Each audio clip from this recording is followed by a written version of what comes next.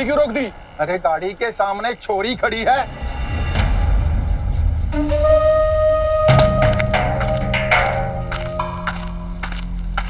ए रमीला, इन्हें नौटंकी क्या है? ये लड़की गांव में नहीं आ सकती। बकवास करे हमारे से, मुंह बंद कर अपना। देखना बीवी से हमारी प्यार अच्छा है इसके साथ, समझी? और तू होती कौन है मरने रोकने वाली? हाँ, हम कौन है ये आप अच्छी तरह से जानते हैं माधव, इसलिए हम बोल रहे हैं इस लड़की को आप इसके मायके छोड़ के आओ। तेरी तो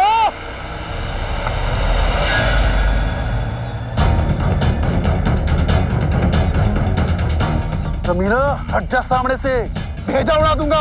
हट।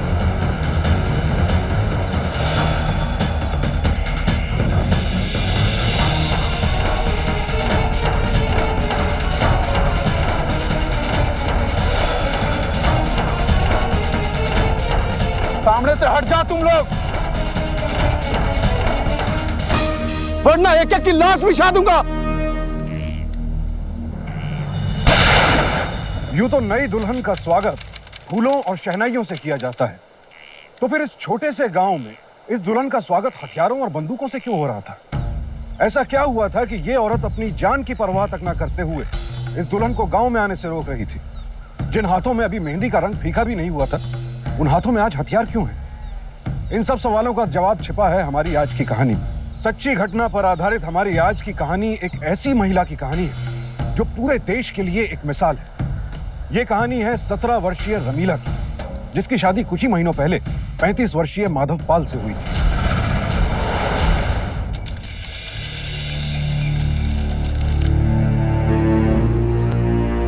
जल्दी भेजो, उसने रास्ता बहुत लंबा सा है। हाँ, मैं लाती हूँ।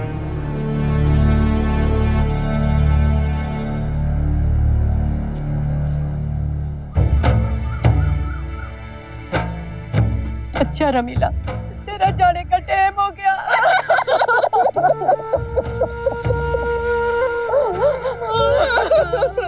अपना ख्याल रखना और अपने ससुराल वालों की सेवा करने में कोई कसर ना छोड़ना। हमारी चिंता ना करना।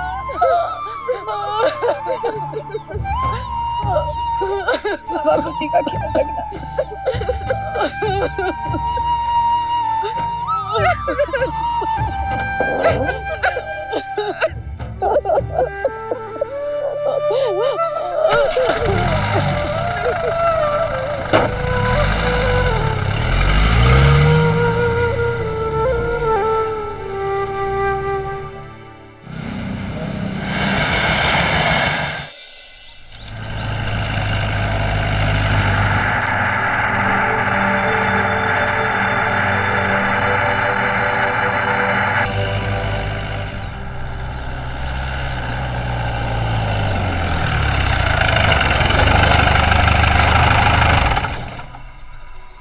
चल सामान उठा, अंदर आ।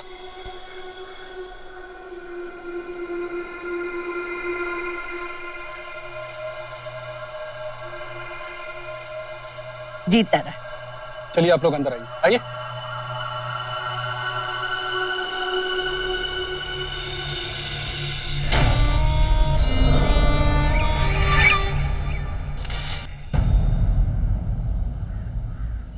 ऐ छोरी, वही खड़ी रहेगी कि अंदर भी आएगी?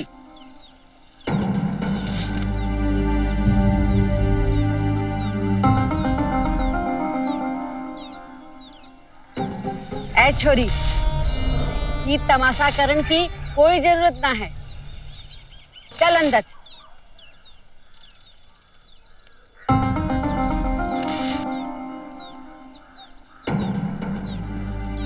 चल जल्दी आ। खड़ी खड़ी देखती क्या है? चल अंदर आ।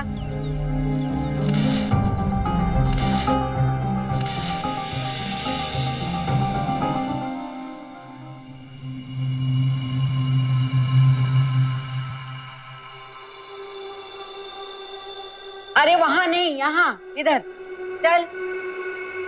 आ चल आ।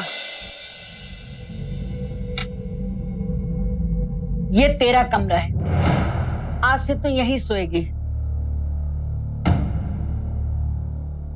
अब अपना सामान उधर रख दे और थोड़ी देर आराम कर ले। मैं आती हूँ।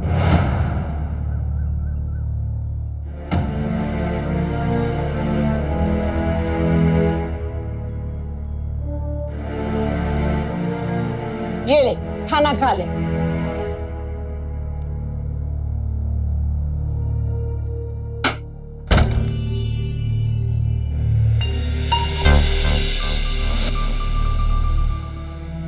माँ, हमको शादी नहीं करनी है, वो भी दूसरी जात में। हम ये कोई काम ढूंढकर आप लोगों का हाथ बटा देंगे। अरे तू समझ क्यों नहीं रही है? तेरे पिताजी तेरा भला ही तो चाहते हैं। 2 वक्त की रोटी तो हम तुझे खिला नहीं पा रहे। ये देख, 2 दिन से मांड तक नहीं पूरा हो रहा हम घर वालों को। अरे वहां जाएगी तो पेट भर के खाना खाएगी, तेरे रहने को छत होगी, रानी बन के राज करेगी तू, राज। इतनी कम उम्र में रमीला की ये शादी किसी प्रथा या रिवाज का हिस्सा नहीं थी। तो फिर क्या वजह थी कि जाति प्रथा की रूढ़िवादी सोच रखने वाले इस गांव में रमीला की शादी उससे दुगनी उम्र के दूसरी जाति के और इतनी दूर से आए माधवपाल से करा दी गई?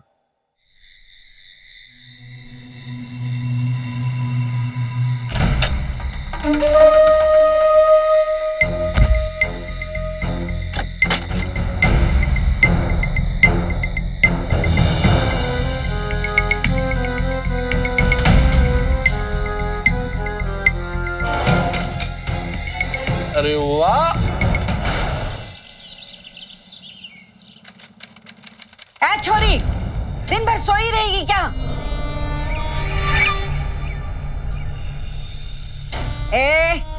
कल ही बोला था ना, ये सब नाटक करने की जरूरत नहीं है। जल्दी बाहर आ, बहुत सारा काम पड़ा है।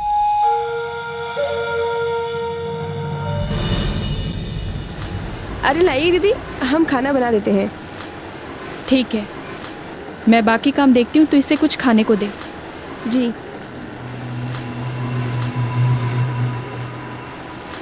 और हाँ, दीदी वीदी ना बुला मुझे, रानी नाम है मेरा।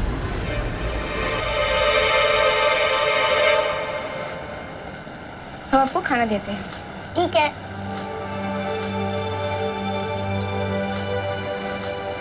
वैसे बेटा, तुम्हारा नाम क्या है? संतोष पाल और माधव पाल।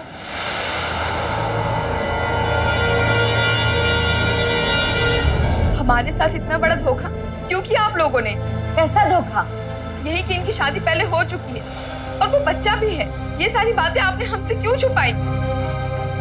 किसने कहा तेरे से ये सब? उस पिद्दी से छोरे ने, वो तो पागल है, कुछ भी बके है। अगर तेरे को यकीन नहीं आता ना तो रुक।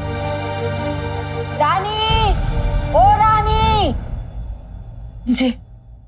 इसे बता, तेरा माधव से क्या रिश्ता है?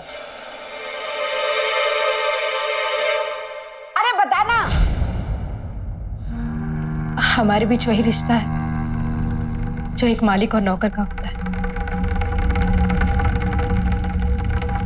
सुन लिया? हो गई तसल्ली? अब जा, बाहर माधव तेरा इंतजार कर रहा है।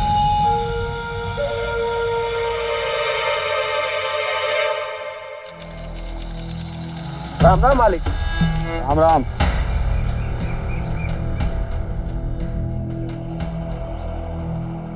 राम राम मालिक। राम राम माधव, अच्छा हुआ तू आ गया। ये बात से रानी बहुत दिनों से काम पे नहीं आ रही से। मालिक, अब वो ना आ सके, वो बच्चे संभालने में लगी है मालिक। आज से काम पर यूं आएगी।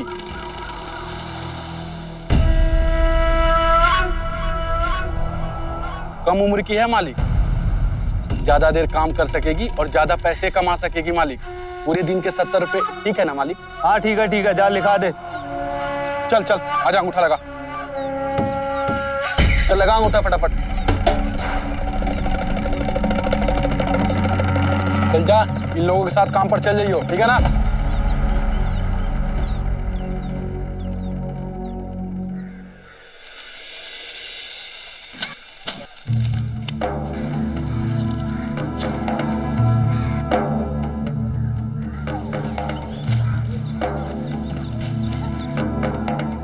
नहीं है क्या?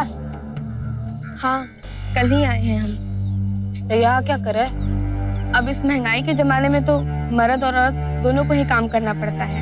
और हमारा तो बहुत अच्छा ही सौभाग्य है कि हमारी उनसे शादी हुई। हमारा ससुराल भी बहुत अच्छा है और हमारी शादी में उन्होंने हमसे पैसा भी नहीं लिया। पैसा नहीं लिया वो ठीक है, पर दिया कितना? कितना दिए से क्या मतलब है? क्या खुसर-फुसर कर रहे दोनों? चलो अपने अपने काम पर ध्यान दो।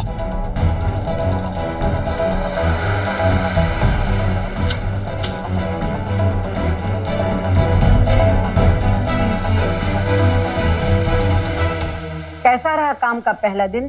ठीक था, पर आपसे एक बात पूछनी थी। के? हमें उधर एक लड़की मिली थी सुमी।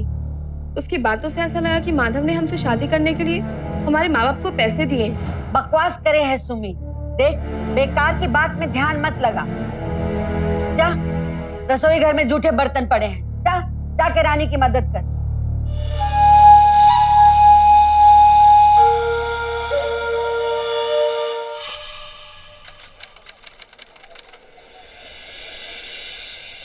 सुमी, सुमी, अरे क्या बसंत, कहाँ भागा दौड़ा जा रहा है? कहाँ भागा दौड़ा जा रहा है? क्या हुआ? बसंत अब इस दुनिया में नहीं रहा। अरे क्या बोले जा रहा है? हाँ, उसको एक गाड़ी ने ठोक दिया और अभी भी उसकी लाश घर पर आई है। हे भगवान, क्या बोले जा रहा है तू? क्या बोल रहा है? बसंत! ये बसंत कौन है? अरे चल, वो सुमी का घर वाला है। चल चल जल्दी कर। बसंत! क्या हो गया? अरे बसंत! मैं लुट गई, बर्बाद हो गए रे। बसंत उठ जा, सुन मेरी बात। अरे बसंत, थारा ब्याह ना हुआ था तो उसकी विधवा बनकर शोक मना रही है। हम तीनों भाई जिंदा है अभी। एक बात ध्यान सुन कर, तू बसंत की बीवी नहीं है, खरीद के लाया है तुझे। औकात में रहना अपना, समझी? चल अपना काम कर, चल। मैं नहीं जाऊंगी, मैं बसंत के साथ ही रहूंगी। मैं नहीं जाऊंगी बसंत के। मुझे नहीं जाना। अरे ऐसा क्यों कर रहे हो? मेरा कोई नहीं है। अरे छोड़ दो, मुझे रहने दो वहाँ पे। अरे क्या कर रहे हो?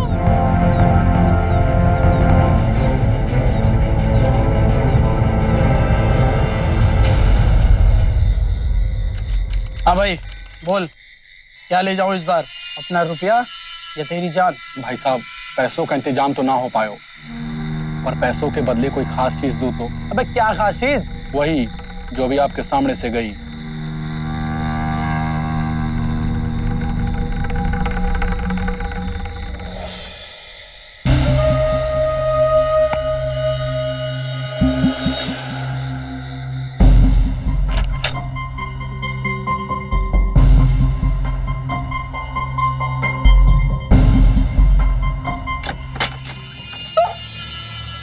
क्या कर रहे हो?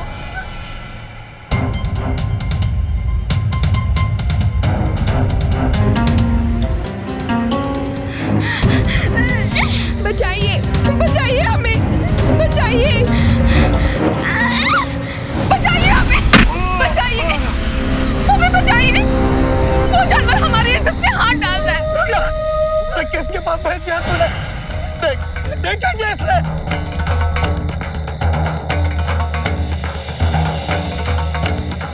क्या आपने भेजा था इसे? ये जानवर हमारी इज्जत लूटना चाहता था। तो क्या फर्क पड़ता है? तू एक औरत है, कुछ नहीं जाता तेरा। ले जा इस जंगली घोड़ी को, ले जा। ले जा। हम अपनी बीवी यहाँ पे ऐसा नहीं कर सकते। एक बात ध्यान से सुन ले तू, मैं तेरा कोई पति उती ना हूँ। तेरे बाप से 20,000 में खरीदा था तुझे। ले जा। छोड़ो हमें, छोड़ो हमें।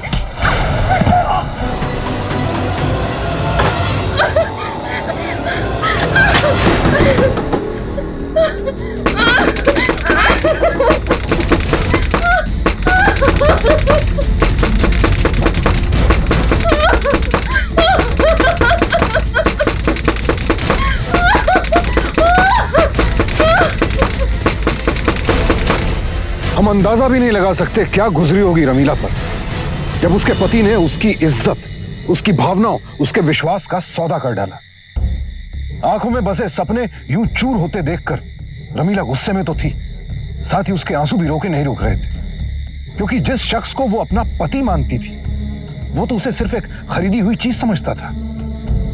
सन 2011 की जनगणना के मुताबिक दिल्ली से सटे एक राज्य में 1,72,000 से भी ज्यादा महिलाएं इस तरह के अपराध से पीड़ित हैं। और ये तो सिर्फ एक राज्य के आंकड़े हैं। देश भर में लाखों महिलाएं हैं जो इसी अत्याचार से गुजर रही हैं। अब रमीला को अपनी स्थिति समझ आ चुकी थी, लेकिन सवाल यह था कि वो करेगी क्या। सिर्फ औरत का 25,000 बहुत ज्यादा है भैया। तो क्या करूं, गाय के भाव में बछड़े दे दूं? 7 साल पहले 20,000 में खरीदा था, अब तो 25,000 बनते हैं ना मेरे भाई।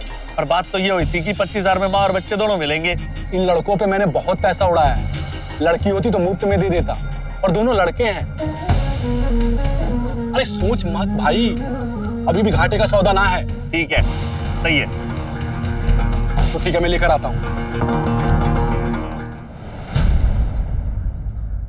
सारा काम खत्म हो गया इस घर से, अब चल निकल। नहीं। अरे निकल, अपना सामान उठल, चल छोड़े, चल, अरे चल निकल निकल निकल, खत्म हो गया थाड़ा घर से काम ये, चल।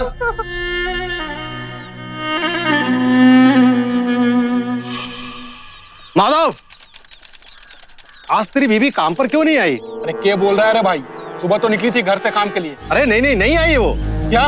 हाँ। अरे रमीला कहाँ गई रे? अरे जंगल बहुत बड़ा है, वापस आ जा। रमीला, रमीला, वापस आ जा, ना तो हाथ पैर तोड़ दूंगा थारे। रमीला, भाग ना पाएगी, वापस आ जा।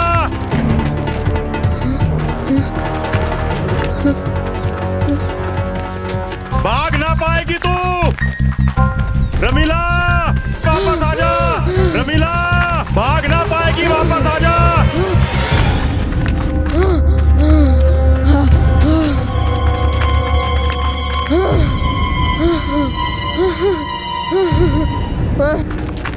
रमीला, वापस आ जा। भाग ना पाएगी तू। रमीला, वापस आ जा। रमीला, थारी टांग ना तोड़ दी तो हमारा नाम भी माधव ना है। रमीला, वापस आ जा।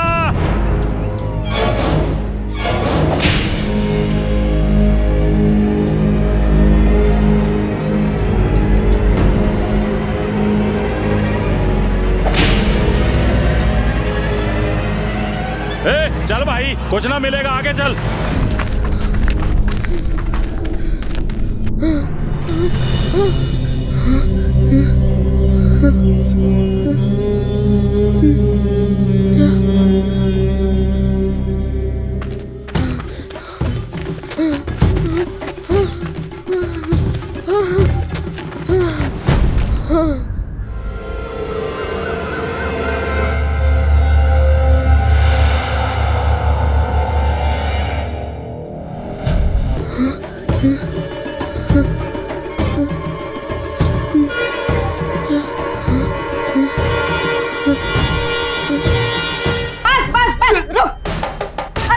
मर मुरा गई तो दूसरी मुसीबत खड़ी हो जाएगी, और घर में कितना काम है, कौन करेगा वो? हाँ? और वैसे भी इसकी अकल ठिकाने आ गई होगी। चल चलते यहाँ से।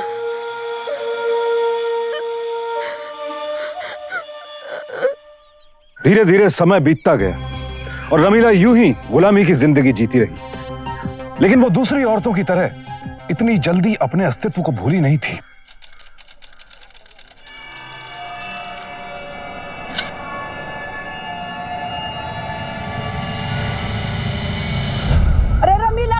छोरी तने गिर गई तू। अरे जल्दी, छोरी गिर गई, पड़ गई तू। अरे पानी लेके आ, छोरी गिर पड़ी से। अरे उठ बेटा, क्या हो गया? अरे ठीक तो है, तू क्या होया तने? अरे पानी ले आ छोरी, जल्दी ले पानी पी, पानी। ठीक से तू? हमारी को उल्टी आ रही है। खाली पेट से है या कुछ खाया ना, से उल्टा सीधा खा लिया था ना? अरे कुछ नहीं हुआ, इसे लगे है ये पेट से है। चलो मत परेशान करो, इससे ठीक हो जाएगी छोरी।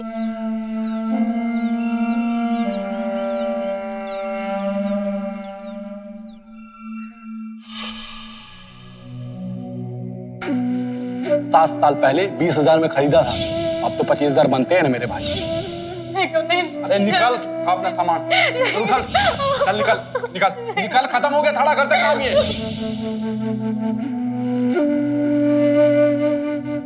हम अपना हाल रानी जैसा नहीं होने देंगे। अब रमीला ने ठान लिया था कि वो भाग ना सकी तो न सही, लेकिन अपने अस्तित्व को यूं खोने नहीं देगी। अपनी जिंदगी को नियति के हाथों नहीं सौंपेगी। और यहां से शुरू हुई रमीला के अस्तित्व की लड़ाई। लड़ाई अपने हक के लिए, लड़ाई अपनी कोख में पल रहे बच्चे के उज्जवल भविष्य के लिए।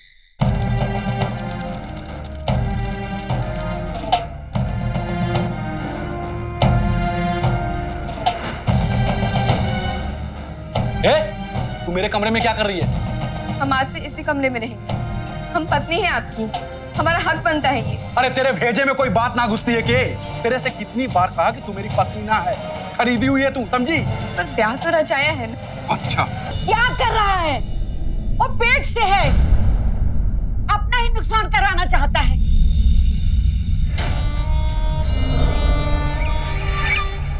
भगवान से मांग कि तुझे छोरा हो। अगर छोरी हो गई ना तो तुम दोनों का जीना मुश्किल हो जाएगा।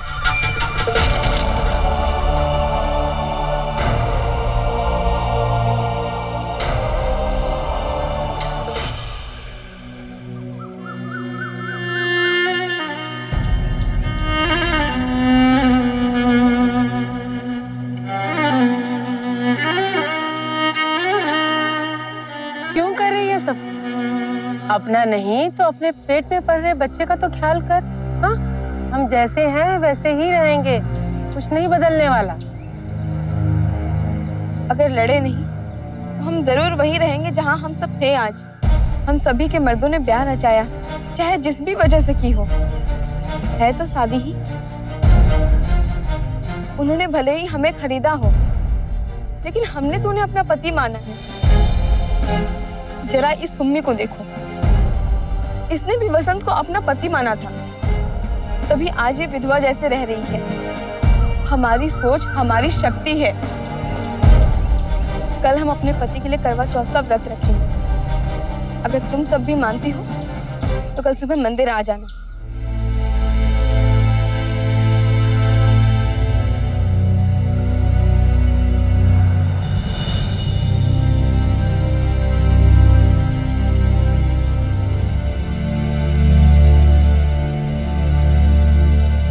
अम्मा खाने पीने पे ध्यान दे, कमजोर हो गई है तू।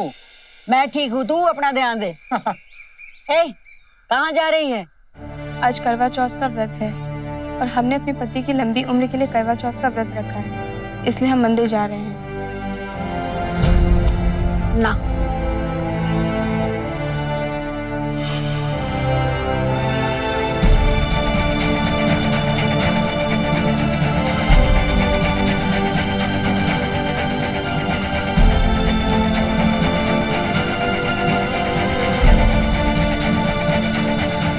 बस बहुत हो चुका। अब अपनी जिद छोड़ दे और खाना खा ले। जब तक वो अपने हाथ से हमें पानी की पहली घूंट नहीं पिलाते, तब तक हम खाना नहीं खाएंगे। तो फिर मर।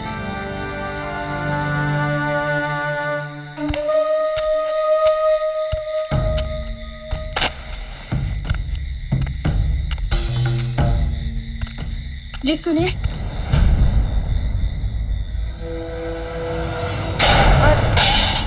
कितनी बार थाड़ी से कहा कि तू हमारी पत्नी ना है, समझी? पर आप तो हमारे पति हैं ना।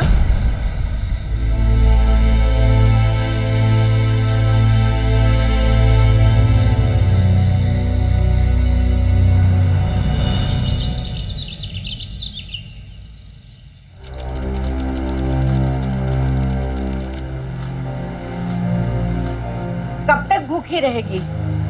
कम से कम अपने बच्चे के लिए तो खा ले।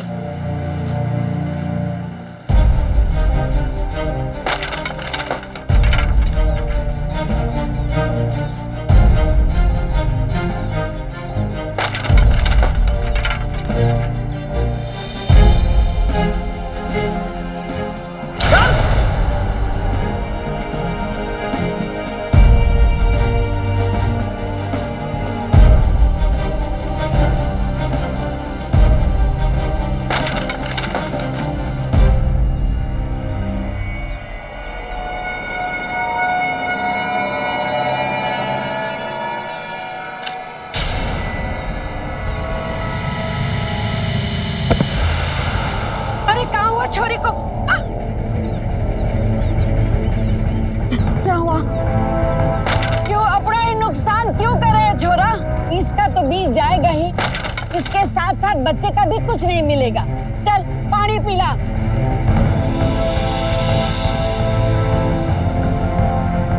ले पी पानी।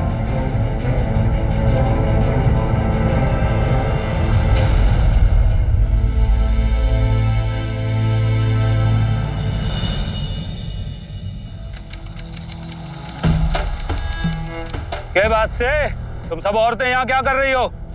क्या काम में मन नहीं लग रहा से के? मालिक, हमारी एक विनती है आपसे। काम हम लोग करते हैं तो रुपया भी हम लोगों को ही मिलना चाहिए ना मालिक। बेवकूफ है तू छोरी, तुम्हारा पैसा तुम्हारे घर वालों को दिया जाता है। ये तो गलत है ना। हम चाहते हैं कि इसमें बदलाव आए, बल्कि हम सभी यही चाहते हैं मालिक। कौन कौन है जो अपनी तनख्वाह खुद चाहे?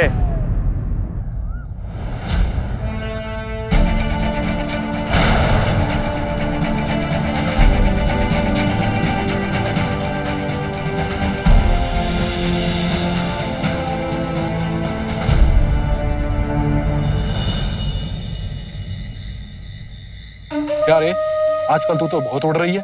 चल पैसे निकाल। ये हमारी मेहनत की कमाई है। एक बात ध्यान से सुन ले, तुझे मैंने 20,000 में खरीदा था, वरना तुझ जैसी दूसरी जात की लड़की को कोई पूछता भी नहीं। और इसके लिए तुझे पूरी जिंदगी भर भरपाई करनी पड़ेगी। कागज दिखाओ कि आपने हमें हमारे बाप से खरीदा है। अरे रुक जा, अभी बताता हूँ तुझे।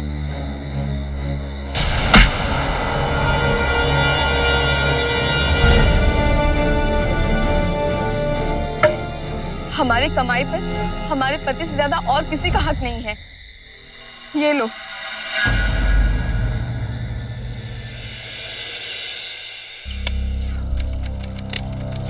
अरे दीपा, सुन तो, हम सुधा हम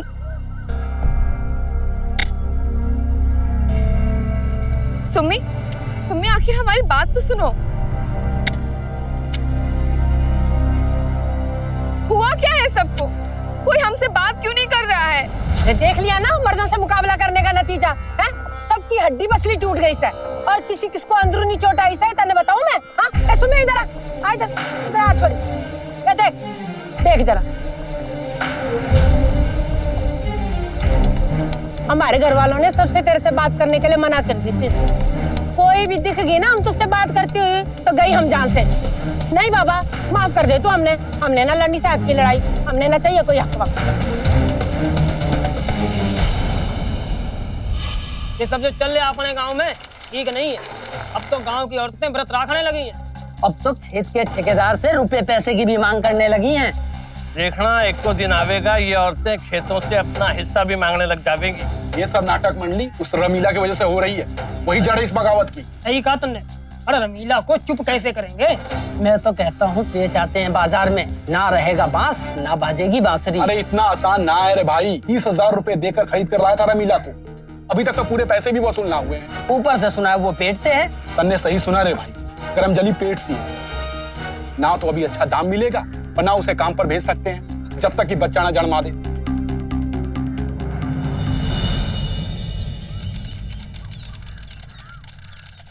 सुनो,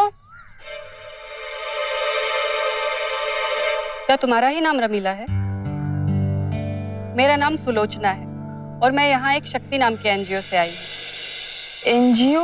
एनजीओ वो संस्था होती है जो देश भर के बुरे हालातों से पीड़ित लोगों की सहायता करती है। इसीलिए हमारे एनजीओ को तुम्हारे जैसी औरत की बहुत जरूरत है। हमारे जैसी मतलब? इतने दिनों में तुमने गांव की महिलाओं के लिए जो कुछ भी किया है उस सब की खबर हम तक पहुंच चुकी है। इसलिए हमारी एनजीओ तुम्हें अपने साथ मिलाकर तुम्हारे ही कामों को आगे बढ़ाने में मदद करना चाहती है। हमें कुछ समझ में नहीं आ रहा है कि आप हमसे क्या चाहती हैं। देखो, हमारी एनजीओ सिर्फ इतना चाहती है कि तुम जिस तरह नारी अधिकारों के लिए खड़ी हो, आगे भी बस वो ही करती रहो। और इस सब में तुम्हें जो भी मदद की जरूरत हो वो सब हम देंगे।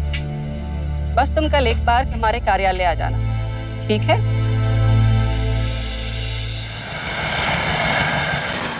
जी नमस्ते। नमस्ते, बैठो रमीला। सुलोचना ने मुझे तुम्हारे बारे में सब बताया है। बहुत ही अच्छा काम कर रही हो तुम औरतों के हक के लिए। अब बस इस लड़ाई को तुम्हें एक नई दिशा देनी होगी। नई दिशा मतलब? नई दिशा मतलब तुम्हें आगे क्या करना है इसकी योजना बनानी होगी ताकि तुम्हारा काम और आसान हो सके। अब तुम्हें ये कोशिश करनी होगी कि कोई भी नई औरत शादी के नाम पर धोखा खाकर इस गांव में ना आ सके, और फिर तुम्हें गांव की सभी औरतों के साथ मिलकर ये काम करना होगा। ये कड़ू इस रमीला का कुछ समझ में नहीं आ रहा है। अगले 4 महीने तक कोई छुटकारा ना है जब तक कि वो बच्चा ना जन दे। उसके बाद भी कौन देवेगा अच्छी रकम रमीला की? तूने किसी एजेंट की बात की थी उस दिन? हाँ, मैंने बात कर ली है। कम रुपयों में बढ़िया लड़की मिल जाएगी और जैसा जैसा बोली हो वैसा वैसा करेगी, आंख में पट्टी बांध के। तो भाया बात ठीक है, बात पक्की कर दे मेरे भाई। अगर जरा सी भी देर हुई ना तो भीख मांगने की नौबत आ जाएगी। तुम सभी लोगों से पूछते हैं हम कि इस तरह की जिंदगी जीने का क्या फायदा? अरे जिसके साथ हम शादी करके आए उसे हमें अपना पति कहने का भी हक नहीं है। देखो, एनजीओ वाली मैडम ने हमसे बोला है कि अगर हम सभी औरतें मिलकर ये ठान लें कि आगे से कोई भी खरीदी हुई औरत इस गांव में नहीं आएगी तो वो हमें हमारा हक दिलाने में मदद करेंगी। बस कर रमीला, पिछली बार तेरी बात सुनकर ना हम भुगत चुके हैं सब लोग। अब हम तेरी बात ना मानेंगे। हाँ, नहीं करेंगे। तो रहना जिंदगी भर इसी नरक में, और इसी नरक से अर्थी निकलेगी हमारी। समझने की कोशिश करो। तब हम लोग अकेले थे, पर आज हमारे साथ और भी लोग हैं जो हमारी मदद करना चाहते हैं। अगर हम सब लोग मिलकर खड़े हो गए तो हमें अपना हक जरूर मिलेगा।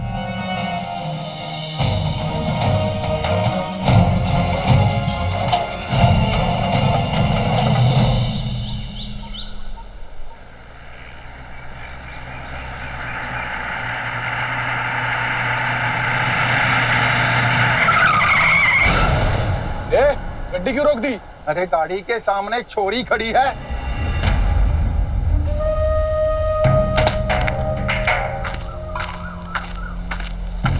रमीला, इन्हें नौटंकी क्या है? ये लड़की गांव में नहीं आ सकती। प्यार अच्छा है इसके साथ, समझी? और तू होती कौन है मरने रोकने वाली? हाँ, हम कौन है ये आप अच्छी तरह से जानते हैं माधव। इसलिए हम बोल रहे हैं इस लड़की को आप इसके मायके छोड़ के आओ। तेरी तो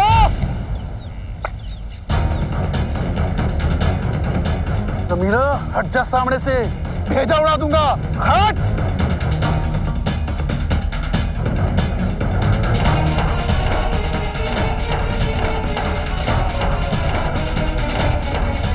सामने से हट जा तुम लोग, वरना एक एक की लाश बिछा दूंगा।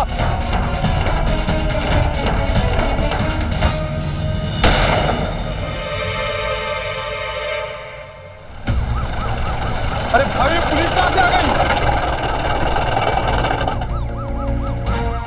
इंस्पेक्टर साहब, गिरफ्तार कर लीजिए इन लोगों को। अरे इंस्पेक्टर साहब, हमारा जुर्म क्या है? चल। अरे लेकिन हमारा जुर्म क्या है इंस्पेक्टर साहब? गाड़ी बताता हूँ तेरे को। अरे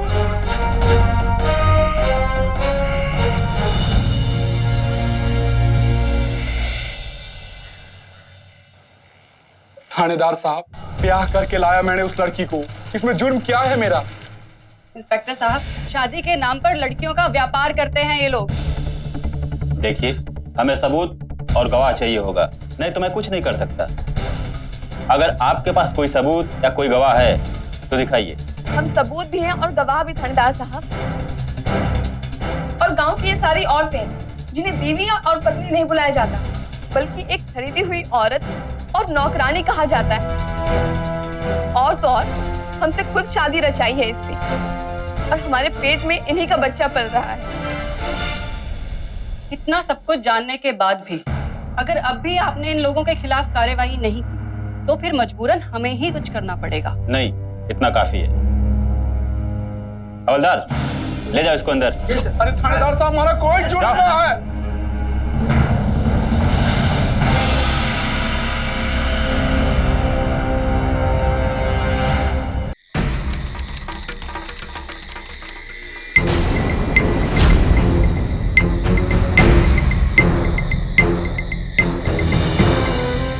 जब तक तू बच्चा ना जन्म देती तब तक तू यही बंद रहेगी और तेरा बाहर आना जाना बंद। समझी झांसी की रानी?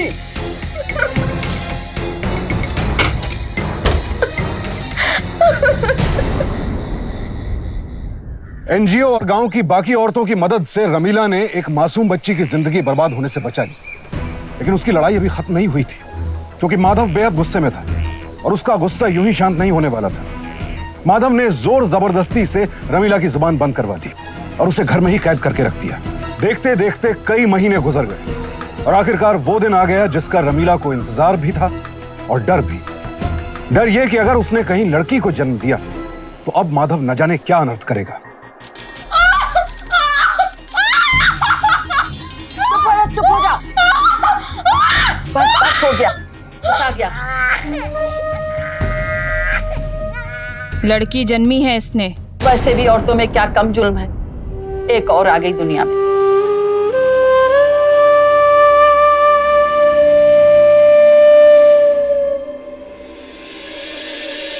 बेटी जनी है, सोच ले क्या करना है। अरे ये गई रमीला। तो रमीला बच्चे को लेके भाग गई, तो तुम दोनों क्या कर रही थी? हम दोनों लोग 2 मिनट के लिए बाहर गए थे। जब बाहर से लौटे तो माँ और बेटी दोनों गायब थे। लगता है पीछे के रास्ते से भागी है।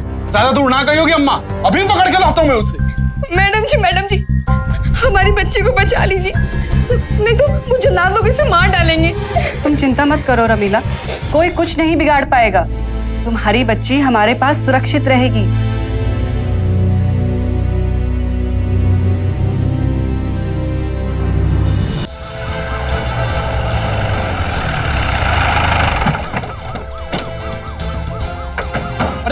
अरेस्ट कर लो सबको, देखा कोई भागने ना पाए। अरे लेकिन जुर्म कहाँ है दरोगा जी? अपनी ही बीवी और बच्चे को मारने की कोशिश करते हो और पूछते हो मेरा जुर्म क्या है? थाने चलो, वहाँ पढ़कर बताता हूँ तुम्हारा जुर्म क्या है। अरे सबसे पहले ये बात दरोगा जी, ना तो हमारी बीवी है और ना ही हमारी बच्ची। इसका फैसला अदालत में होगा। अरे दरोगा जी हमारा जुर्म क्या है दरोगा जी? अरे दरोगा जी मेरी बात तो सुनो। जल्दी लेके। रमीला, आपका बहुत बहुत धन्यवाद साहब। रमीला, अब तुम यहाँ आराम से रह सकती हो, कानून और पुलिस दोनों तुम्हारे साथ है। चलो।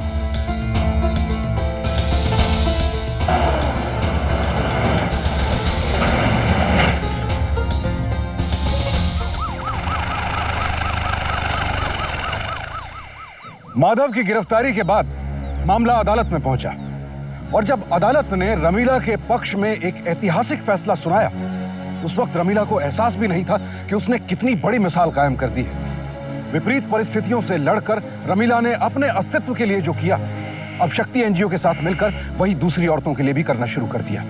उसकी मिसाल से प्रेरित होकर और कई औरतों ने खुद पर हो रहे अत्याचार के खिलाफ जंग छेड़ दी। होने का अधिकार दो, अधिकार दो, पत्नी होने का अधिकार दो, अधिकार दो, पत्नी होने का अधिकार दो, अधिकार दो। नारियों के साथ जानवरों जैसा बर्ताव। अपने हक और आत्मसम्मान के लिए रमीला ने जो लड़ाई लड़ी, उसमें सिर्फ उसका धैर्य और उसका साहस ही उसके हथियार थे और अपने इसी जज्बे के दम पर उसने हर मुसीबत पर विजय हासिल की। लेकिन अफसोस, ये लड़ाई अभी खत्म नहीं हुई है, क्योंकि देश के कुछ राज्यों में आज भी महिलाओं को इस तरह से खरीदा और बेचा जाता है और फिर उनसे बंधुआ मजदूरों की तरह काम करवाया जाता है। यह मुहिम तभी सफल हो सकती है जब इस तरह के अत्याचार की शिकार महिलाएं अपने ऊपर हो रहे जुल्म और ज्यादती के खिलाफ स्वयं आवाज उठाएं।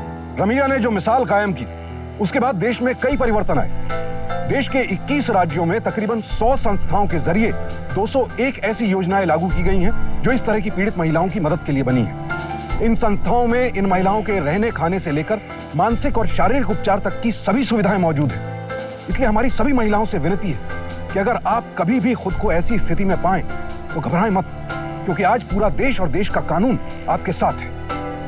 हमारी आज की कहानी गौसिया खान के जीवन से प्रेरित थी। सावधान इंडिया की टीम ने गौसिया खान से मुलाकात की। मैं तो गौसिया खान हूँ, एम्पावर पीपुल की जो सो और क्या प्रधान हूँ। इसमें पारों के पास में जाते हैं, बाहर जाते हैं कि मैंने जो सो ये कहते हैं भाई कि तुम आओ आगे आके बैठो। जैसे मैं आगे निकली हूँ, जैसे बिल्कुल मेरे कैसी कैसी घटनाएं थी, कैसे मैं परेशान थी, कितनी ताकत से मैं यहाँ पर लड़ी हूँ और जब मैं इस संस्था को लेके यहाँ बैठी हूँ, ऐसे तुम मेरे बहन तुम यहाँ आ जाओ, यहाँ आके है देखो जैसे तुम्हारा भी जैसे कुछ आगे बाहर कदम उठे और उनसे ये कहती हूँ बहन ऐसे मत रहो, बिल्कुल बंद रहने में कुछ नहीं है। आगे तो अब ये समझ लो कि मैं तुम्हारा साथ देने वाली हूँ। ऐसी शक्ति से बात करो उनसे और इस शक्ति से ऐसे काम करो और काम करके कुछ सीखेंगे तो तुम भी कुछ पाएंगे, नहीं तो वरना अंदर रहेंगे तो तुम्हारा क्या जीना है, कुछ भी नहीं। जैसे मैं बढ़ा रही हूँ आपको, कदम उठवाना चाह रही हूँ, ऐसा उठाओ और करो। सबसे बड़ी और बेहतर बात ये रही है कि छोटे छोटे ऑर्गेनाइजेशंस जो अलग अलग जगहों पे काम कर रहे थे अलग अलग इश्यूज पे, उन्होंने अब ब्राइड ट्रैफिकिंग को एज अ इशू एक्नॉलेज करना शुरू किया है। नहीं तो ब्राइड ट्रैफिकिंग इशू ही नहीं था। गवर्नमेंट और एडवोकेसी के लेवल पे भी हम लोग लगातार कोशिश कर रहे हैं कि कुछ बेहतर रिजल्ट आ सके। हाँ, हमने करीब 450 डायरेक्ट रेस्क्यू किए हैं अभी तक और रिहेबिलिटेशन पे काम किया है। 400 रिहेबिलिटेशन फिक्स किए, 50 रिहेबिलिटेशन जो है वो ढंग से नहीं हो पाए, जिस पे हम लोग अभी भी काम कर रहे हैं। तो जाहिर सी बात है हम जिस अप्रोच को अपना रहे हैं उसमें उनको एम्पावर करके शक्तियाँ उनके हाथ में दे रहे हैं, तो बदलाव जरूर आएगा। रमीला ने साबित कर दिया कि परिस्थिति चाहे कितनी भी मुश्किल क्यों ना हो, अगर मन में हिम्मत और विश्वास हो तो किसी भी मंजिल को पाया जा सकता है। अब मैं सुशांत सिंह आपसे इजाजत लेता हूं। कल फिर मुलाकात होगी एक और ऐसी ही बेमिसाल शख्सियत की कहानी के साथ। देखते रहिए सावधान इंडिया, 100 दिन 100 फाइल। तो सावधान।